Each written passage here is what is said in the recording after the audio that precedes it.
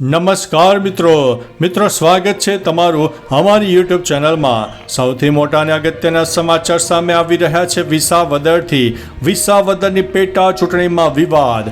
આપના ઉમેદવાર ગોપાલ ઇટાલિયાએ એક વિડીયો શેર કર્યો જેમાં તેમણે ગંભીર આક્ષેપો કર્યા છે કે સભા દરમિયાન ભાજપના ઉમેદવાર કિરીટ પટેલના ખાસ સમર્થક વિસાવદરના ભાજપ કોર્પોરેટર નાસિર મેતનના ભાઈ અને તેમના ગુંડાઓએ તેમના પર પથ્થરમારો કર્યો।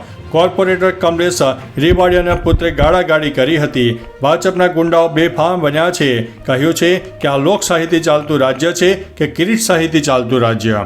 મિત્રો, અન્ય મહત્વના સમાચારની વાત કરીએ તો મહારાષ્ટ્રમાં મોટો ટ્રેન અકસ્માત થયો છે।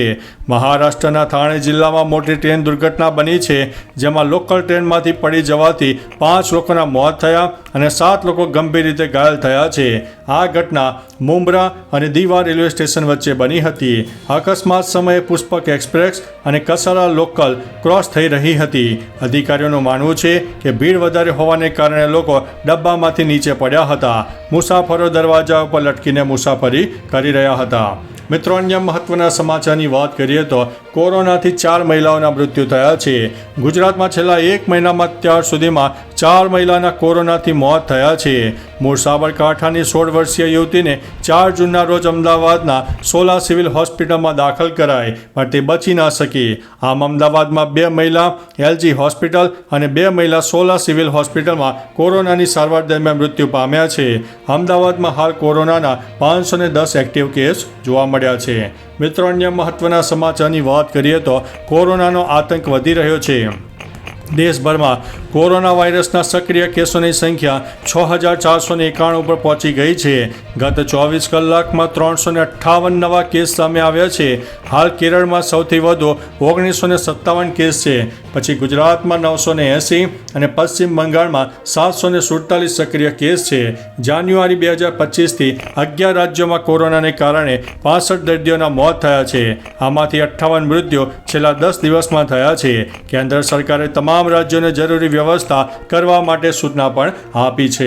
મિત્રો, અન્ય મહત્વના સમાચારની વાત કરીએ તો જેપી નડ્ડાની પ્રેસ કોન્ફરન્સના મહત્વના મુદ્દાઓ જાણી લો। સરકારે ટ્રિપલ તલાક નાબૂદ કર્યો, કલમ 370 દૂર કરી, ઉરી, પુલવામા અને પહેલગામ હુમલાનો જવાબ આપ્યો, ભારતે 48 દેશોને મફત કોરોના રસીની આપી દીધી, એસસી, એસટી અને ઓબીસી માટે ઘણી યોજનાઓ લાવી, મહિલાઓને 33% અનામત આપવામાં આવ્યો। દેશ કહી રહ્યો હતો કે મોદી છે તો શક્ય છે, આપણે વિશ્વની સૌથી ઝડપથી વિકસતી અર્થવ્યવસ્થા છીએ। પીએમ મોદીના નેતૃત્વમાં અકલ્પનીય કાર્ય થઈ રહ્યું છે। મિત્રો, અન્ય મહત્વના સમાચારની વાત કરીએ તો ગુજરાત હાઈકોર્ટને બોમ્બથી ઉડાવી દેવાની ધમકી મળી। ગુજરાત હાઈકોર્ટને બોમ્બથી ઉડાવી દેવાની ધમકી આપવામાં આવી હતી। એક ધમકીભર્યો ઈમેલ મળ્યો હતો। હાલ હાઈકોર્ટના ગેટ બંધ કરવામાં આવ્યા હતા। ડોગ સ્ક્વોડ, બોમ્બ સ્ક્વોડ દ્વારા ચેકિંગ પણ શરૂ કરવામાં આવ્યું હતું। ડીસીપી સબીન હસને આ વાતની જાણકારી મીડિયાને આપી હતી। મિત્રો, અન્ય મહત્વના સમાચારની વાત કરીએ તો 33 ડેપો પર automatic vehicle washing machine install કરાયા છે। ગુજરાતમાં બસોને અંદરથી અને બહારથી સ્વચ્છ રાખવા માટે એસટી નિગમ દ્વારા 33 ડેપોમાં ઓટોમેટિક વ્હીકલ વોશિંગ મશીન મુકાયા છે। આ મશીન થકી તમામ બસોની સફાઈ થઈ રહી છે। ટૂંક સમયમાં અન્ય 47 ડેપો ખાતે પણ આ મશીન ઇન્સ્ટોલ કરવામાં આવશે। કુલ 80 ડેપોમાં 11.80 કરોડથી વધુના ખર્ચે મશીન મુકાશે। વાહન વ્યવહાર રાજ્યમંત્રી હર્ષ સંઘવીના માર્ગદર્શન હેઠળ આ કામ થઈ રહ્યું છે। મિત્રો, અન્ય મહત્વના સમાચારની વાત કરીએ તો મોદી સરકારના 11 વર્ષ પૂર્ણ થવા પર પીએમની એક્સ ઉપર પોસ્ટ જોવા મળી છે। મોદી સરકારના 11 વર્ષ પૂર્ણ થવા પર પીએમ મોદીએ એક્સ ઉપર એક વિડીયો શેર કર્યો છે। સાથે તેમણે લખ્યું છે કે અમારી સરકારની યોજનાઓના કેન્દ્રમાં સામાન્ય જનતાની સાથે ગરીબ ભાઈઓ અને બહેનોનું પણ કલ્યાણ થઈ રહ્યું છે।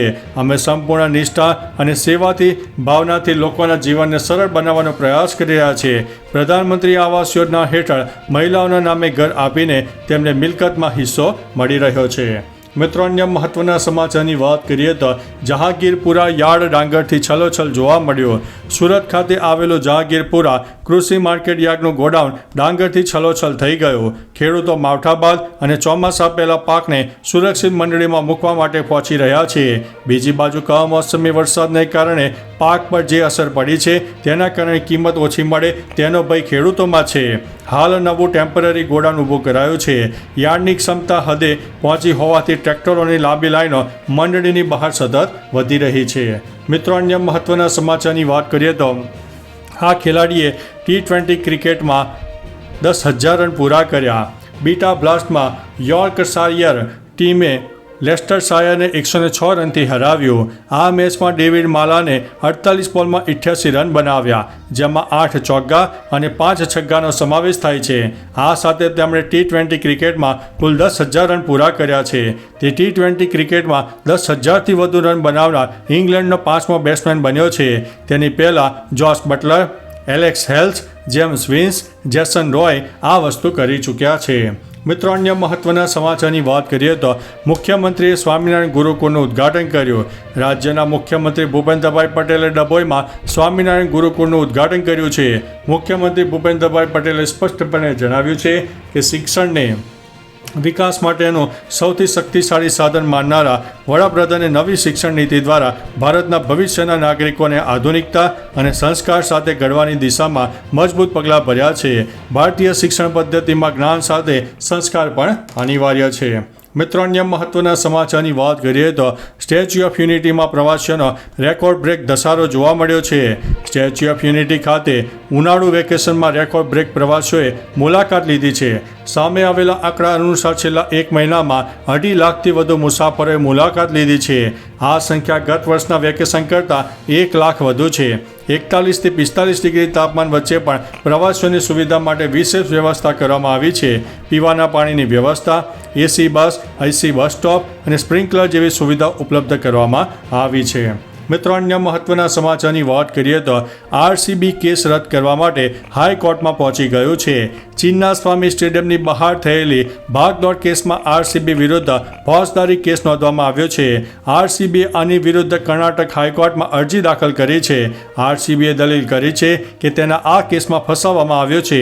સ્ટેડિયમના દરવાજા બપોરે 1:45 વાગ્યે ખુલવાના હતા, પરંતુ દરવાજા બપોરે 3 વાગ્યે ખોલવામાં આવ્યા હતા, જેના કારણે ભીડ વધી ગઈ હતી. RCBએ ફોજદારી કેસ રદ કરવાની માંગ કરી છે.